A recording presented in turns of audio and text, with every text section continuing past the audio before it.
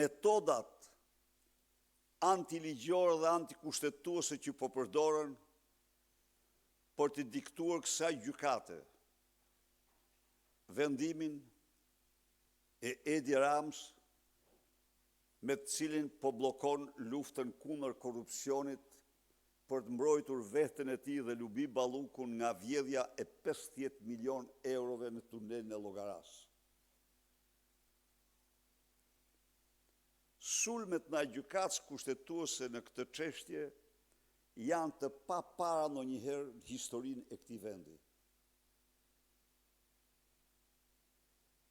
Kërcënimet, paritja dhe metodat të tjera kriminale po përdoren nga mëngjesi gjendar.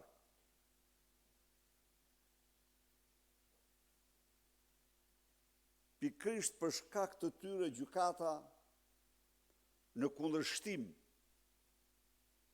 me çdo ligj dhe precedent pranoi të shqyrtoj kërkesën dhe u dha dhe kohën e mjaftueshme për të ushtruar të gjitha format e presionit. Qytetarë dhe qytetare, mbetet vetëm fjala dhe guximi juaj për të folur për vete, për çdo shqiptar kudo që është dhe për mbar Europën dhe botën.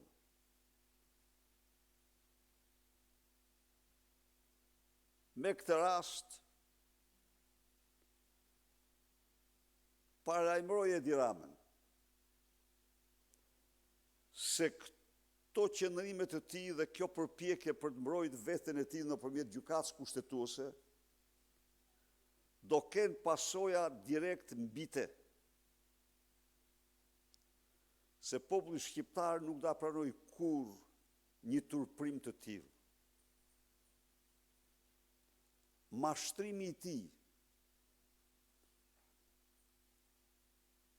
duke cituar ditë më parë në disa paragrafe Komisionin e Venecias,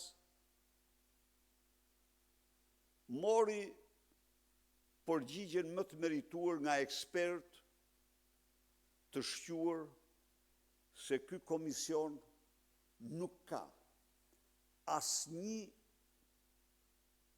paragraf në të cilin të shprehet se nuk mund të pezullohet ministri. Absolutisht. Përkundrazi, ka paragraf në të cilat pezullimin e konsideron akt kushtetues, të pranuar nga kushtetuta. Tani nuk e përmend më, duket se ka patur dhe reagime nga komisioni ose nga këtë tjerë, por tani ka heq dorë. Tani thot vetëm ka hallin e tij. Po halli i tij e ka krijuar vetë hallin. Duke urdhëruar Lubi Ballukun, duke e bërë atë bashkëpunëtore në krim. Edi Rama është pa kur farë mbrojtje tani. Ajo e ka marrë vendimin, do të marrë me vete. Unë vlerësoj reagim në shoqatës gjyqtarëve. E vlerësoj atë. Si një reagim në mbrojtje të ligjit dhe të kushtetutës. Faleminderit. Pyetje. Shme paralajmëruat se shumë shpejt do të vinë edhe protestat kombëtare. Kur do të fillojë organizimi për to dhe a do të përshpejtohet një protestë e mundshme kombëtare pas vendimit gjykatës kushtetuese nëse vendos të pranojë kërkesën e Edi Ramës? Faleminderit. Protestat do fillohen, jemi duke i përgatitur, po përgatisim dhe do fillojnë. Vendimet e gjykatës, fakti që gjykata e mori në shqyrtim, pranoi ta nuk hodhi poshtë, nuk e refuzoi të paligjshme kërkesën, është tepër shqetësues. Është tepër shqetësues. Mos harroni se kjo gjykatë ka shpallë të paligjshëm duke shkelmuar kushtetutën. 30 deputet të opozitës që paraqiten kërkesë për çështjen time. Kjo gjykatë, 30 deputet të opozitës, të drejtën e ankimit në gjykatë e kanë me kushtetut. Gjykata tha jo, në mënyrën më primitive, në një akt banal, primitiv të turpshëm, në një shkëmbim të kushtetutës. Dhe kjo gjykatë, në një nënshtrim, pranoi kërkesën, pranoi për të vlerësuar kërkesën e kryeministrit në emër të lubis, avokat kryeministri për lubin. E kuptoni ju? E kuptoni se ku është katandisë Shqipëria? Prandaj dhe protestat e kam theksu e theksoj, janë dhe do jenë rruga jone vetme për të rikthyer shqiptarëve votën e lirë. Pra ja ku janë 2 miliard euro. Ja ku janë. 2 ditë para zgjedhjeve. Amnisti për 2 miliard euro. Për 200.000 biznese në tërësi. Për 80.000 biznese aktive. A mund të imagjinoni ju zgjedhje? Ndaj dhe shqiptarët kanë një armik të egër të lirive dhe dignitetit tyre, me të cilin duhet përballen. Zoti Berisha, për 2 ditë mbushem fiks 4 vite nga rithemelimi i Partisë Demokratike nga kuvendi 11 dhjetorit. Sot 4 vite më pas, si e shikoni atë rithemelim? A u rithemelua vërtet Partia Demokratike dhe a qëndrojnë të gjitha parimet e vendosura në statut në 11 dhjetor? Mendoj se ky 4 vjeçar, pa egzageruar, është një 4 vjeçar midis legjendës dhe realitetit.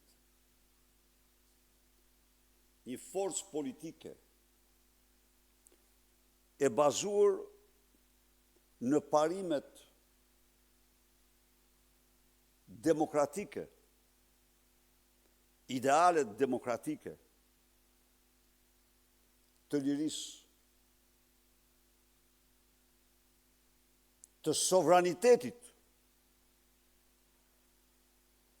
për të qenë forcë sovrane politike, u agresua nga mafia shqiptare dhe ndërkombëtare në mënyrën më të paskrupull. Kjo është e vërtetë. E vërteta është se gjithë ajo që ndodhi kishte vetëm një qëllim.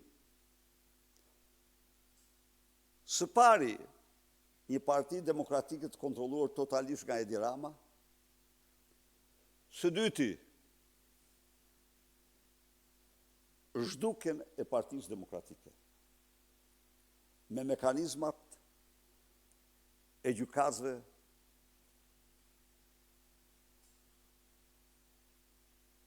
e të tjerë.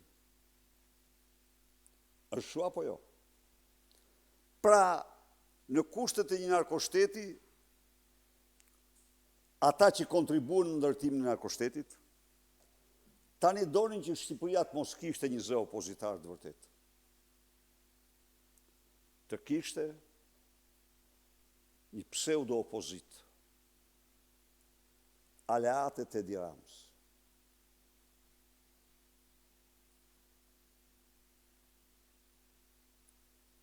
E zhytën Partinë Demokratike, partinë e transformimit më të mëdha në historinë e këtij vendi, në izolimin më të thellë. Është kjo e vërteta. Por kjo parti u ngrit si Feniksi nga hiri. u ngrit si Feniksi nga hiri. Dhe u ngrit vetëm e vetëm për të vërtetat që mbronte. Në një hark kohor, 14 mujor, në mbështetjet saj partie, të gjitha forcat politike të qendrës djathtë dhe djathta në botë kanë firmosur 7 rezoluta, në të cilat sankcionojnë mbështetjet plot për Partitë Demokratike dhe denoncojnë farsën elektorale të regjimit, denoncojnë persekutimin e opozitës dhe përdorimin e drejtësisë si armë politike, denoncojnë narkoshtetin shqiptar me germa kapitale dhe Edi Ramën. Pra, nga një forcë më izoluara, është sot forca më mbështetur në tërë historinë e vetë. Ky është 4 vjeçari i Partisë Demokratike. A qëndrojnë ende ato parimet 11 dhjetorit? Ato parime janë të mishura dhe të palkundura. Antarët e saj votuan në këto 4 vite më shumë se në gjithë ekzistencën e Partisë Demokratike. Përpjekjet e saj për t'i përçarë, përpjekjet e armiqve të saj për t'i përçarë dështuar. Edi Rama sot ata janë të bashkuar rreth atyre parimeve si asnjëherë më parë.